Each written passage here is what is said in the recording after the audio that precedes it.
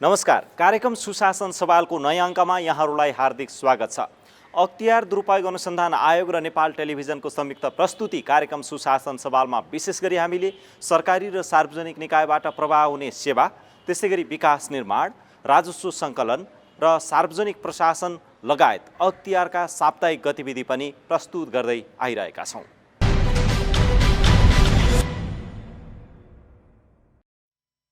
अख्तियार दुरुपयोग अनुसन्धान आयोगले 2077 साल साउन 8 गते भेरी अस्पताल बाँकेमा कार्यरत कम्प्युटर अपरेटर अरुणराज खनाललाई स्रोत नखुलेको 16,13,975 सहित र साउन 9 गते डिभिजन वन कार्यालय सुनसरीमा कार्यरत डिभिजन वन प्रमुख डिएफओ रामबाबु शाह र उनको श्रीमती किरण शाहलाई स्रोत नखुलेको 5,53,000 रुपियाँ सहित नियन्त्रणमा लिई अनुसन्धान गरिरहेको छ। आयोगले 2077 साल साउन 9 गते लमजुङ जिल्ला राष्ट्रिय पुनर्निर्माण प्राधिकरण अन्तर्गत जिल्ला आयोजना कार्यान्वयन इकाइ लमजुङबाट करार सेवामा नियुक्त भई मर्स्याङदी गाउँपालिकामा कार्यरत इन्जिनियर भूपेन्द्र कुमार मण्डल र असिस्टेन्ट सब इन्जिनियर टिका प्रसाद गुरुङले 8 जना लाभग्राहीसँग भवन निर्माणको किस्ता बापत प्राप्त गर्नुपर्ने रकमबाट विभिन्न बहानामा जनही 50,000 का दरले 4 लाख रकम लिएको भन्ने उजुरीका आधारमा आयोगको कार्यालय पोखराबाट गएको टोलीले जिल्ला प्रशासन कार्यालय लमजुङको सहयोगमा बेसी सहरबाट 8 गते नियन्त्रणमा लिई थप अनुसन्धान गरिरहेको छ। आयोगले 2077 साल साउन 7 गते कैलाली चुरे गाउँपालिका घरखेडामा कार्यरत सब इन्जिनियर चन्द्रदेव भट्टले साइल कृषि सडक निर्माण गरी भुक्तानी लिइसके पश्चात पनि उक्त सडकको इस्टिमेट नापजाँच तथा मूल्याङ्कन गरिदिए बापत सेवाग्राहीसँग 20,000 घुस लिइसकेको अवस्थामा नियन्त्रणमा लिई अनुसन्धान गरिरहेको छ। आयोगले 77 साल साउन 5 गते जिल्ला ललितपुर गोदावरी नगरपालिका 11 वज्रबाराई स्थित गोदावरी नगरपालिकाका प्रमुख प्रशासकीय अधिकृत उपसचिव कृष्णप्रसाद जैसी र सब इन्जिनियर किशोर कुमार मोक्तानले निर्माणाधीन आयोजनाको बिल भुक्तानीका लागि सेवाग्राहीसँग 1,50,000 घुस बापतको रकम लिएको अवस्थामा उनीहरूकै कार्यकक्षबाट नियन्त्रणमा लिई थप अनुसन्धान गरिरहेको छ। आयोगले 77 साल साउन 4 गते बारा जिल्ला जलस्रोत तथा सिँचाइ विकास डिभिजन कार्यालय कलैयाका सब इन्जिनियर गजेन्द्र प्रसाद जैसवाल समेत 2 जनालाई 80,000 घुस सहित नियन्त्रणमा लिई अनुसन्धान गरिरहेको छ।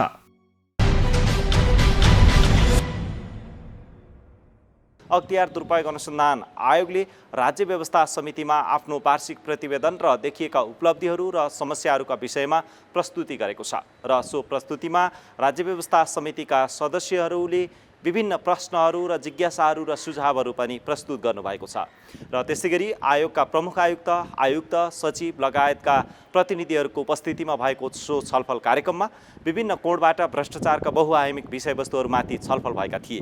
त्यो छलफलमा आधारित सामग्री अबको प्रस्तुतिमा। अख्तियार दुरुपयोग अनुसन्धान आयोगको 28औं र 29औं वार्षिक प्रतिवेदनका विषयमा प्रतिनिधि सभा, राज्य व्यवस्था तथा सुशासन समितिमा छलफल भएको छ। छलफल भएको प्रतिवेदन संविधानको धारा 294 मा गरिएको व्यवस्था अनुसार यस अघि नै राष्ट्रपति समक्ष पेश भएको थियो। राष्ट्रपति समक्ष पेश भएको वार्षिक प्रतिवेदन राष्ट्रपतिले प्रधानमन्त्री मार्फत संघीय संसदमा पठाउने व्यवस्था अनुसार उक्त प्रतिवेदन संसदमा समेत पेश भइसकेको हो।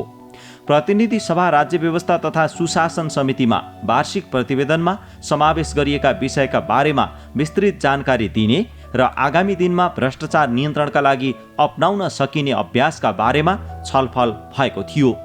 राज्य व्यवस्था तथा सुशासन समितिका सभापति शशि श्रेष्ठको सभापतित्वमा भएको छलफलमा आयोगका प्रमुख आयुक्त नवीन कुमार घिमिरे, आयुक्तहरू डाक्टर गणेशराज जोशी, आयुक्त डाक्टर सावित्री थापा गुरुङ, समितिका सदस्य सांसदहरू सहितको सहभागिता रहेको थियो। उक्त छलफलमा आयोगका सचिव सुरेश अधिकारीले आयोगको वार्षिक प्रतिवेदन प्रस्तुत गर्नुभएको थियो। उक्त छलफल कार्यक्रममा राज्य व्यवस्था तथा सुशासन समितिकी सभापति शशि श्रेष्ठले अख्तियार दुरुपयोग अनुसन्धान आयोगलाई अझै भरोसायोग्य कसरी बनाउन सकिन्छ भन्ने बारे सोच्नुपर्ने बताउनुभयो। उहाँले भ्रष्टाचार नियन्त्रण र सुशासन प्रवर्धनमा आयोगको काममा सहयोग पुग्ने गरी समितिले आवश्यक सहयोग गर्ने प्रतिबद्धता समेत जनाउनुभयो। समिति सदैव अख्तियार दुरुपयोग अनुसन्धान आयोग जो चाहिँ जनताको अझै पनि थुप्रै आलोचनाहरू थुप्रै चाहिँ गुनासाहरू हुँदाहुँदै पनि भरोसा गरिरहेको स्थिति हो र यसलाई अझ बढी भरोसा योग्य कसरी बनाउने भन्ने दायित्व हामी सबैको हो। त्यसमा पनि विशेष गरेर यो समितिको एउटा सम्बन्धित यो समिति अन्तर्गतको आयोग भएको कारणले समिति सदैव आयोगलाई समृद्ध बनाउनको लागि अगाडि बढाउनको लागि काम कारबाहीलाई प्रभावकारी बनाउनको लागि साथ छ। बरु समितिले यो गर्दाखेरि उपयुक्त हुन्छ भनेर भन्दाखेरि हामी सधैँभरि सहयोगको लागि तयार छौँ। छलफल कार्यक्रममा आयोगका प्रमुख आयुक्त नवीन कुमार घिमिरेले संवैधानिक दायित्व अनुरूप सुशासन र सदाचारको प्रवर्धन गर्दै भ्रष्टाचार नियन्त्रणमा आयोग प्रतिबद्ध रहेको बताउनु भयो। प्रमुख आयुक्त घिमिरेले भ्रष्टाचारको समस्या हामी सबै नेपालीको साझा समस्या बनेको भन्दै भ्रष्टाचार र अनियमितताको विरुद्ध सबै जिम्मेवार भएर लाग्नुपर्नेमा जोड दिनुभयो। सोही छलफल कार्यक्रममा समितिका सदस्य सांसदहरूले राखेको जिज्ञासाका बारेमा प्रमुख आयुक्त घिमिरेले आयोगले सानो र ठूलो भ्रष्टाचार भनेर मापन गर्ने नभई तथ्य र प्रमाणमा आधारित भई जुनसुकै भ्रष्टाचारजन्य कसुरलाई कारबाहीको दायरामा ल्याउने गरेको बताउनु भयो। साना माछा र ठुला माछाको कुरा हरेक पटक माननीयज्यूहरूबाट आउने गरेको छ। आयोग कसैले कुनै पनि चाहे 1 रुपियाँ घुस खाने भ्रष्टाचारी होस् अथवा अरबौँ खाने भ्रष्टाचारी त्यो आयोगका दृष्टिकोणमा भ्रष्टाचारी हो। त्यसलाई हामी साना र ठुला गरेर त्यसरी मापन गरेर हेर्दैनौँ। एउटा कछाड लगाएको सामान्य नेपाली नागरिक किसान जब पीडाग्रस्त हुन्छ र उसको कतै पनि सहारा हुँदैन त्यसपछि आएको ढोका नक गर्न ऊ आइपुग्छ। अब उसैलाई तपाईँले नै पैसा हाल्नुहोस् भनेर भन्यो भने त्यो पैसा त उसको अदालतमा मुद्दा नटुङ्गेसम्म फसिराख्ने अवस्था भयो। आयोगले किन पैसा उपलब्ध हुँदछ स्टिङ अपरेसनमा भन्ने बाध्यता आएको चाहिँ त्यो चाहिँ हो। हुँदा अहिले एउटा वडाध्यक्ष लेभलको मान्छे करोड घुस माग्ने खालको कुराहरू पनि सूचनाहरू हामीसँग प्राप्त छ। त्यो करोड एउटा सामान्य नागरिकले कहाँबाट प्राप्त गर्छ र उपलब्ध गराउँछ। आयोगले पैसा उपलब्ध गराउनु पर्ने बाध्यता हो। प्रमुख आयुक्त घिमिरेले भ्रष्टाचार सामाजिक प्रणालीको उपप्रणालीका रूपमा विकसित हुँदै गएको बताउनु भयो। उहाँले बदलिँदो समयसँगै भ्रष्टाचारको प्रवृत्ति पनि बदलिँदै गएको प्रति आयोग सचेत रहेको बताउनु भयो। भ्रष्टाचारको मानसिकता र प्रवृत्तिमा रूपान्तरण हुन सके मात्र भ्रष्टाचार नियन्त्रण र सुशासन प्रवर्धन हुन सक्ने प्रमुख आयुक्त घिमिरेको तर्क थियो। घुसको मोडालिटी भ्रष्टाचारको मोडालिटीहरू पनि समय सापेक्ष रूपमा परिवर्तन हुँदै गएको छ। हामी स्टिङ अपरेसन गर्छौँ हुँदा पारी छिमेकी राष्ट्रमा गएर पैसा लिने अनि त्यो पैसा साटेर अर्कै पैसा बोकेर आउने खालको प्रवृत्तिहरू आछ। अर्काका खातामा ब्याङ्कमा जम्मा गर्दैन लाउने खालको प्रवृत्ति पनि छ। आयोगले त्यसलाई पनि सम्बोधन गर्ने प्रयत्न गरेको छ। बारम्बार मैले निवेदन गरिराखेको विषय हो भने यो मुलुकमा प्रवृत्ति र पद्धतिको बिचमा द्वन्द्व छ, नीति र नियतको बिचमा पनि द्वन्द्व छ। जबसम्म नियत र प्रवृत्ति प्राथमिक भइरहेको छ तबसम्म सुशासन स्थापित गर्छु भन्ने कुरा गर्नु, भ्रष्टाचार नियन्त्रण गर्छु भन्ने दाबी गर्नु चाहिँ निरर्थक हो। त्यसो हुँदाखेरि हामीले प्राथमिकता दिनुपर्ने विषय भनेको पद्धति र नीतिमा नै हो। त्यो नीति स्थापना भन्ने कुरा चाहिँ फेरि घुमिफिरी नेपाल सरकारभित्र र यो सम्मानित संसदभित्रको विषय चाहिँ हुनसक्छ। यस्तो कानुन बनाइयोस् ताकि अख्तियार दुरुपयोग अनुसन्धान र संसदले निरन्तर निगरानी पनि राखोस् संवैधानिक निकायहरूमाथि। त्यहाँ गलत गर्छ भने त्यसका कानुनी उपचारका बाटाहरू संविधानले स्थापित गरेको छ। त्यो बाटो खोज्नुपर्छ। त्यो बाटो स्वागत योग्य नै हुन्छ भन्ने मलाई चाहिँ लाग्दछ। उक्त छलफलको अवसरमा आयोगका आयुक्त डाक्टर गणेशराज जोशीले भ्रष्टाचार नियन्त्रण र सुशासन प्रवर्धन साझा विषय रहेको धारणा राख्नुभयो। आयुक्त डाक्टर जोशीले सुशासन प्रवर्धनमा नागरिकको सहभागिता बढाउने सोचका साथ आयोगले सुरु गरेको नागरिक निगरानी संस्थाहरूको प्रभावकारिताका आधारमा निरन्तरता दिने विषयमा निर्णय लिन सकिने बताउनुभयो।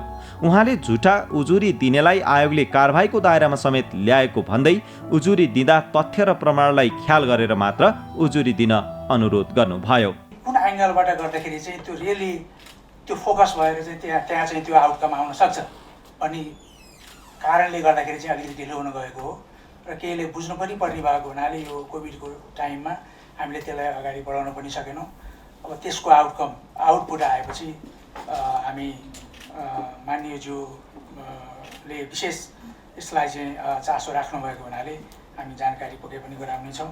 प्रभावकारिताको आधारमा त्यसलाई अझ अरू जिल्लाहरूमा पनि हामीले त्यसलाई बढोत्तरी गर्दै लाने हामीले सोच राखेका चाहिँ छौँ। सिटिजन चोरीको केसमा यसैगरी आयोगकी आयुक्त डाक्टर सावित्री थापा गुरुङले आयोगप्रति आम नागरिकको विश्वास बढ्दै गएको बताउनुभयो। आयोगले थाहा पाएसम्म आफ्नो संवैधानिक अधिकारलाई पूर्ण रूपमा पालना गर्दै भ्रष्टाचार नियन्त्रणमा लागेको भन्दै आयुक्त डाक्टर गुरुङले नीतिगत भ्रष्टाचारका बारेमा स्पष्ट गर्न सके आयोगलाई काम गर्न थप सहयोग पुग्ने विश्वास व्यक्त गर्नुभयो। धेरै जिल्लामा यो प्रवर्धनात्मक कार्यक्रम सञ्चालन गर्न एउटा आयुक्तको हैसियतले जाँदाखेरि धेरैलाई विश्वास छ। हामीले सकेको, हामीले देखेको ठुलालाई गरेका छौँ। हाम्रै आफ्नै साथीहरूलाई पनि हामीले अब समात्यौँ भने त्यही भएर अनि अब यहाँले कारणहरू पनि यहाँले भन्नुभएको छ, परिवेशको कुरा, सामाजिक परिवेशको कुराहरू पनि भन्नुभएको छ, भ्रष्टाचारी पनि अब आफ्नो र पराई हुन्छ पनि भन्नुभएको छ होइन। अनि त्यस्तै गरेर अब यहाँले सबभन्दा बढी अब यहाँ उठाउनु भएको कुरा नीतिगत भ्रष्टाचार हो। त्यस्तै गरेर ठुलो माछा सानो माछा त्यही नीतिगत भित्र नै पर्छ। सोही छलफल कार्यक्रममा सांसद पम्फा भुसालले भ्रष्टाचारका कारणका बारेमा अनुसन्धान गर्नुपर्ने समय आएको बताउनुभयो। उहाँले स्वास्थ्य र शिक्षा लगायतका क्षेत्रमा बढ्दो व्यापारीकरणलाई कम गर्न सके भ्रष्टाचार धेरै कम हुने धारणा राख्नुभयो। नमस्कार गर्न जाने अनि टोलका वरपरका केही क्लबका केका कार्यक्रम भयो भने अलिअलि जाने गर्दाखेरि जाने हाम्रो जो संस्कार छ यो हाम्रो चाहिँ भ्रष्टाचारको प्रमुख कारण हो जस्तो लाग्छ मलाई चाहिँ। त्यसपछि हाम्रो राज्यले गरेको फेरि अर्को एउटा मतलब एकदम बडन्डर मिस्टेक के हो भन्दाखेरि 2 प्रकारका शिक्षा, 2 प्रकारका स्वास्थ्य उपचारका विधि। त्यसो भइसकेपछि अहिले भोलि यो राज्यमा समाजमा अवसरको प्रतिस्पर्धा मेरो छोराले पनि गरोस्, मेरो छोरीले पनि गरोस् भनेर अनि महँगो शिक्षा खरिद गर्ने मतलब मनसा र इच्छाले पनि यो कुरा भइरहेको छ। पछिल्लो समय भ्रष्टाचारको संस्कृति, मनोवृत्ति र आदत बन्दै गएको भन्दै सांसद जनार्दन शर्माले सुशासन कायम गर्दै भ्रष्टाचार नियन्त्रण गर्न आवश्यक कानुन निर्माण र कार्यान्वयनमा जोड दिँदै अगाडि बढ्नुपर्ने तर्क गर्नुभयो। साथै मुलुकमा बढेको भ्रष्टाचारको प्रमुख जिम्मेवारी राजनीतिक नेतृत्व भएको समेत उहाँले धारणा राख्नु भएको थियो।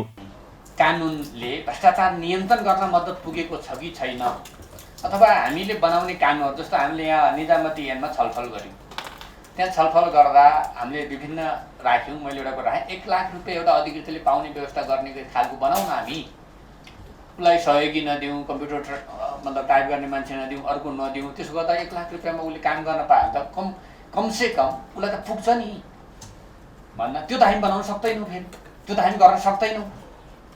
अनि 30,000मा काम गर्नुपर्छ। त्यसपछि त उसले दायाँमा हेर्ने परिस्थिति एउटा पैदा हुन्छ होला है। तर यो मनोवृत्तिको कुरा हो र आदतको पनि कुरा हो। कतिपयमा यो आदत भइसक्यो, कतिपय संस्कृति र मनोवृत्तिको रूपमा रहेको छ। त्यसलाई प्रभावकारी कसरी बनाउने भन्दा कानुनी कुरा एउटा हो, अर्को संस्थागत निर्माण, संस्थाको निर्माण। कस्तो संस्था बनाउँछ, भ्रष्टाचार निवारण आयोग कसरी निर्माण हुन्छ, कसरी चयन हुन्छ भन्दा भागभण्डामै भएको छ है। भागभण्डामै भएको छ त, कहीँ र निकट र टाढा त भइहाल्छ त। अलिअलि प्रेसर त पर्छ, गर्न त स्वतन्त्रै गर्नुहुन्छ होला उहाँहरूले, तैपनि प्रेसर त पर्छ त। छलफलमा अर्का सांसद अमरेश कुमार सिंहले नीतिगत निर्णय र भ्रष्टाचारका विषयमा स्पष्ट हुनुपर्नेमा जोड दिनुभयो। उहाँले आयोगको सक्रियतामा धेरै सुधारका कामहरू भएको भन्दै आयोगले आफ्नो संवैधानिक अधिकारलाई पूर्ण रूपमा पालना गर्दै अगाडि बढे सुधार सम्भव रहेको तर्क गर्नुभयो। मैले एकचोटि देखाएको थिएँ, मैले नै पहल गरेको थिएँ 70मा कि त्यहाँ मेरो जिल्लामा जतातता झोले विद्यालय थियो, विद्यालयको पत्तो थिएन, टिचरको पत्तो थिएन, तर बजेट जहिले पनि जाने। अनि अख्तियारले चाह्यो भने 2-3 महिनामा सट बन्दै भयो। बरु लिएको पैसा पनि भने कि फिर्ता गरेर पनि मलाई मुक्ति चाहियो। त्यस्तै अख्तियारले साँच्चै विल पावर गऱ्यो भने अख्तियारको क्षमतामाथि मेरो प्रश्न छैन।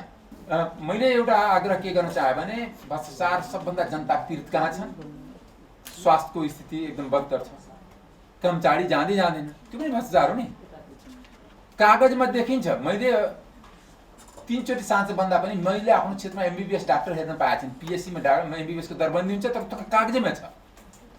अर्का सांसद राजेन्द्र श्रेष्ठले नीतिगत निर्णयका बारेमा स्पष्ट नहुँदा आयोगलाई निर्णय गर्न असहज भएको बताउनुभयो।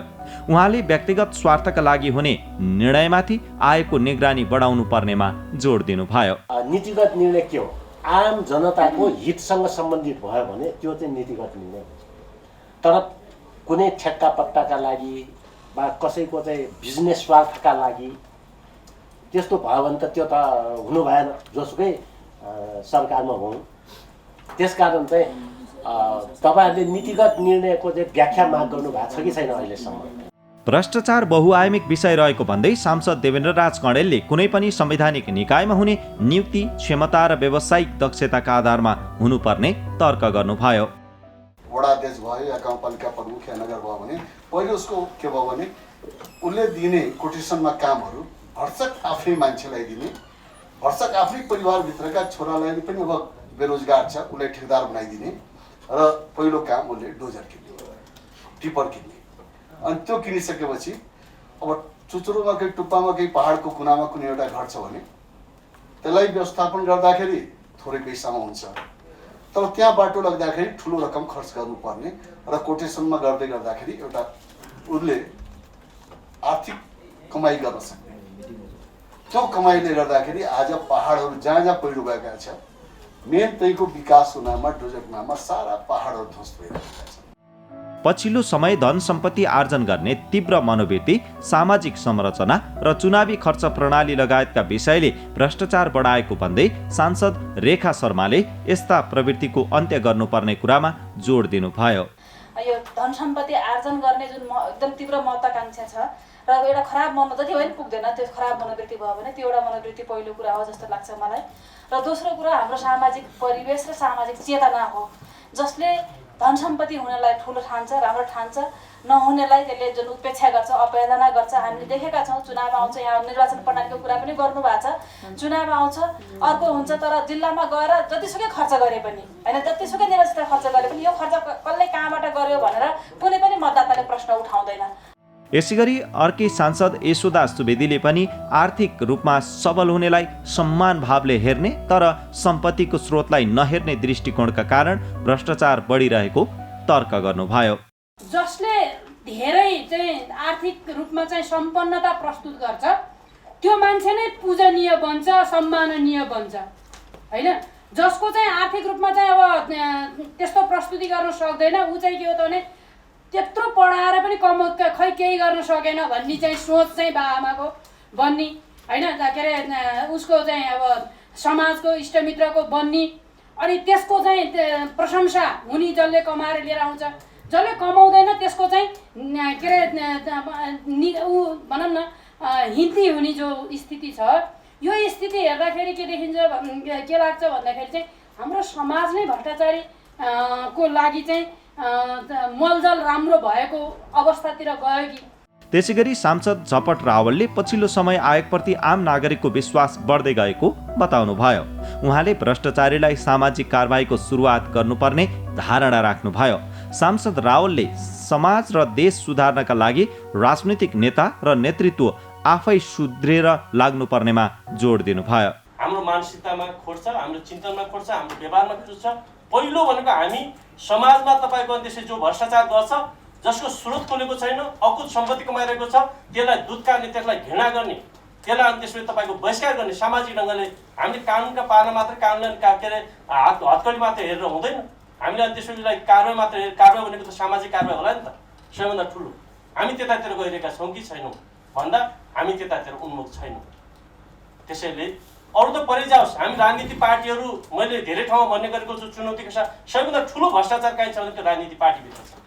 त्यस्तै सांसद प्रेम सुवालले अख्तियार दुरुपयोग अनुसन्धान आयोगले भ्रष्टाचार नियन्त्रण र सुशासन प्रवर्धनमा गरेको काम प्रभावकारी रहेको बताउनुभयो। उहाँले आयोगको कामलाई थप प्रभावकारी बनाउन छुट्टै कर्मचारी संयन्त्रको व्यवस्था गर्नुपर्ने तर्क गर्नुभयो। फास्ट ट्र्याकको ठेक्कामा सरकारकै नेताको घरबेटी ठेकादार र कर्मचारीसँग मिलोमितो र डिपिआर छैन, नक्सा छैन, जग्गाको मुआवजा दिइएको छैन, लिइएको छैन, तर जबरजस्ती बनिरहेको छ। कसले गर्यो? सरकारले गर्यो। त्यसकारण सरकारमा जाने पार्टीहरूको राजनीतिक इच्छा शक्ति बिना यस्तो भ्रष्टाचार रोकिने स्थिति हुँदैन। अर्का सांसद छक्कबहादुर लामाले मानिसलाई शिक्षित र स्वास्थ्य बनाउन सके सुशासन हासिल गर्न सहयोग पुग्ने बताउनुभयो। उहाँले बजार अर्थतन्त्रको कुरालाई विशेष ध्यान दिन नसके भ्रष्टाचार बढेर जाने दाबी गर्नुभयो। बजार अर्थतन्त्रका पूर्व शर्तहरू हामीले पुरा गरेको रहेछ र हामीले त्यसमा विकास गरेको रहेछ र त्यसमा फोकस गरेको रहेछ भने त्यहाँ भ्रष्टाचारीहरू हुँदैनन्। अन्यथा न उनीहरूले किडनी बेच्नुपर्ने हुन्छ बजार अर्थतन्त्रमा, उनीहरूले त उत्पादन बेच्छ अनि त्यसपछि फास्ट ट्र्याकको रूपमा भ्रष्टाचार गरेर जान्छ। अहिले हामी गाउँलेहरू यहाँ नेपालमा थोरै मान्छे बाहेक गाउँमा बस्ने साह्रै सिधा सोझा बाहेक अन्यथा भ्रष्टाचारमा नमुछेको मान्छे छैन यहाँ। किन छैन भने एउटा कालखण्ड यस्तो कालखण्ड आइदियो जसले तपाईँ फास्ट ट्र्याकमै जानु पर्यो। हामीहरू सबै राज्यबाट दोहन गर्ने, अब तपाईँको सारा यो किसानको नाममा अहिले वन कार्यालयबाट तपाईँको पैसा गइरहेको छ, कृषिबाट गइरहेको छ। हामीले गाउँपालिका बलियो होस् भन्छौँ, सङ्घीयतामा तपाईँको सिंहदरबार गाउँमा पुगोस् भन्छौँ, सिंहदरबार भ्रष्टाचार गाउँ पुगेको छ अहिले।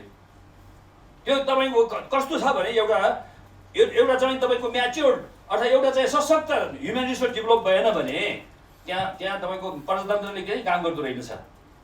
अब त्यहाँ खालि कुशासन पुग्नु भयो, सुशासन पुग्यो देखिन्न त्यो। हो यो हिसाबबाट यो चाहिँ हाम्रो प्रिभेन्टिभ हो। त्यो भ्रष्टाचारको प्रिभेन्टिभ भनेको तपाईँ शिक्षा राम्रो हुनु पर्यो, स्वास्थ्य राम्रो हुनु पर्यो र नागरिकलाई तपाईँको एकदम तपाईँको त्यो राज्यले जिम्मा लिनु पर्यो। सांसद विजय सुब्बाले राजनीतिक दल र दलका नेताहरूकै कारण भ्रष्टाचार बहुआयामिक बन्दै गएको तर्क गर्नुभयो। उहाँले कसैलाई जोगाउन कोही पनि नेता वा सांसद नलाग्ने अवस्था हुँदा भ्रष्टाचार नियन्त्रणमा आउने दाबी गर्नुभयो। त्यो बर्बाद गर्ने, सेटिङ मिलाउने, देश लुट्ने ठेकदारहरू अहिले पनि हाम्रो संसदमा पनि हुनुहुन्छ नि त। अब तिनीहरूको बारेमा कुरो उठ्यो भने उनीहरूलाई जोगाउन हामी बोल्छौँ। प्रमाणै छ नि त। अस्ति एकजना जो निलम्बनमा पर्नुभएको ठेकदार छ उहाँलाई कारवाही गर्नुपर्छ भन्दा किन गरियो भनेर हल्ला गर्ने राजनीति दलका मान्यता हामी हौ। अनि अरू धेरै यहाँ समितिमा अरू कहाँ कुरा उठ्दै थियो, हामी देखाइदिन्छौँ ठेकदार मान्नेहरूको कुरा, हामी देखाइदिन्छौँ कसरी राज्यले सरकारले निर्णय गर्दो रहेछ। अनि हामी नै ठुलो कुरा गर्ने, हामी नै त्यस्तो भइसकेपछि अख्तियारले कसरी सुझाव दिने हो सरकारलाई त्यो मिलाएर दिनुपर्ने अवस्था छ। आयोगले सरकारले सञ्चालन गरेका कार्यक्रम, आयोजना र परियोजनाका बारेमा अनुसन्धान गरी विभिन्न सुझाव दिने गरेको छ। यसरी दिने सुझावको कार्यान्वयनको अवस्थाका बारेमा सांसद राम सहाय प्रसाद यादवले जिज्ञासा राख्नु भएको थियो। मुद्दा चाहिँ पुनरावेदन गर्दाखेरि माथिको अदालत, पुनरावेदन अदालत या सर्वोच्च अदालतले त्यता पुष्ट परिमाण त्यतिको चाहिँ अनुसन्धान, विस्तृत अनुसन्धान, प्रमाण सहितको अनुसन्धान गरेर पुष्टिका साथ, प्रमाणका साथ दिँदा पनि माथिको न्यायालयले यो मुद्दालाई फेरि किन अख्तियारलाई हराएको छ। यससँगै आयोगबाट सम्पादित कामहरू र वार्षिक प्रतिवेदनमा समेटिएका विषयबारे आयोगका सचिव सुरेश अधिकारीले जानकारी गराउनु भएको थियो। उहाँले आर्थिक वर्ष 2075-76मा 351वटा मुद्दा दायर गरेको आयोगले आर्थिक वर्ष 2076-77मा 441वटा मुद्दा दायर गरेको जानकारी गराउनु भयो। गत आबको भन्दा अहिले 25.6% बढी मुद्दाहरू अदालतमा दायर भएको अवस्था छ। र यसरी हेर्दाखेरि जम्मा 296 दिन कार्यालय खुलेको रहेछ। त्यो हिसाबले हेर्दाखेरि अफिस खुलेको प्रतिदिन चाहिँ 1.5वटा मुद्दा एक दिनमा अथवा 2 दिनमा 3वटा मुद्दा गएछन् भनेर देखिन्छ। त्यसै गरी यो 441वटा मुद्दामा कुल प्रतिवादी सङ्ख्या 1210 रहेको छ। हजुर 1210 जनालाई मुद्दा दायर भएको छ। रु 1 करोडभन्दा बढी बिगो भएका मुद्दाको सङ्ख्या 28 रहेको छ, अथवा 1 करोड रुपियाँभन्दा बढीका मुद्दाको सङ्ख्या 28 रहेको छ। साना तिना मात्रै होइन, आयोगले ठुला पनि मुद्दाहरू लगेको छ भन्ने प्रमाणले देखिन्छ। यस आर्थिक वर्षमा विशेष अदालतबाट प्राप्त फैसलामध्ये 84.8% मुद्दामा भ्रष्टाचारजन्य कसुर स्थापित भएको छ, अथवा आयोगले लगेका मुद्दामध्ये 84.8% मुद्दाहरू सक्सेस भएको छ फैसलाको दृष्टिकोणबाट हेर्ने भनेदेखि। 76-77मा मुद्दा दायर गरेको मध्ये घुस रिश्वत सम्बन्धी मुद्दा सङ्ख्या 205 रहेको छ। नक्कली शैक्षिक प्रमाणपत्र 85 रहेको छ। सार्वजनिक सम्पत्तिको हानि नोक्सानी सम्बन्धी 75 रहेको छ। गैरकानुनी लाभ हानि सम्बन्धी 36 रहेको छ। गैरकानुनी सम्पत्ति आर्जन गर्ने अकुश सम्पत्ति आर्जनको 18वटा रहेको छ। राजस्व हिनामिना 12, विविध 10 गरेर 441वटा मुद्दा दायर गरेको छ। सचिव अधिकारीले आयोगले भ्रष्टाचार नियन्त्रणका लागि अपनाउँदै आएका उपचारात्मक, निरोधात्मक र प्रवर्धनात्मक सहित यसै वर्षबाट संस्थागत क्षमता विकासको रणनीतिलाई पनि थप गरेको बताउनुभयो। आयोगले गत आर्थिक वर्षमा सरकारले सञ्चालन गरेका कार्यक्रम, आयोजना र परियोजनाका बारेमा अनुसन्धान गरी विभिन्न सुझाव दिएको छ। सुझाव अनुसार केही सकारात्मक परिवर्तन पनि देखिएका छन्, तर अझै पनि भ्रष्टाचार नियन्त्रणका लागि केही चुनौतीहरू रहेका सचिव अधिकारीले जानकारी गराउनुभयो। आयोगले आगामी दिनमा भ्रष्टाचार नियन्त्रण र सुशासन प्रवर्धनका लागि संविधानले दिएको अधिकारमा टेकेर सरकार, सरकारवाला निकायसहित राष्ट्रिय तथा अन्तर्राष्ट्रिय स्तरमा गर्नुपर्ने आवश्यक सहकार्य गर्दै जाने प्रतिबद्धता जनाएको छ।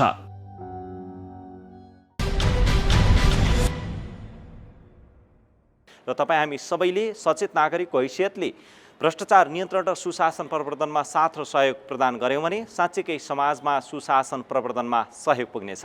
तपाईँ यो कार्यक्रम नेपाल टेलिभिजनको वेबसाइट www.ntv.org.np, त्यस्तै गरी मोबाइल एप्स र अख्तियार दुरुपयोग अनुसन्धान आयोगको फेसबुक पेज, युट्युब च्यानल र वेबसाइटमा पनि हेर्न सक्नुहुन्छ भन्दै अर्को सातासम्मका लागि हामी सबैलाई बिदा दिनुहोस्।